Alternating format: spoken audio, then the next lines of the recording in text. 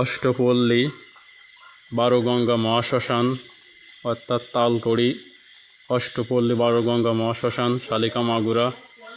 এখানে 31শে আষাঢ় ও 16ই জুলাই রোজ বৃহস্পতিবার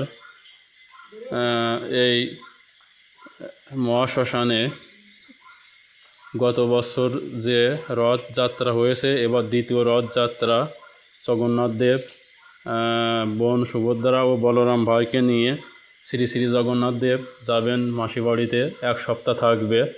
আবার 1 সপ্তাহ পরে উল্টো রথ হবে, রথে আবার চলে আসবে নিজ স্থানে। জয় জগন্নাথ দেবের জয়। হর হর মহাদেব, জয় নিতাই, রাধে রাধে গোবিন্দ।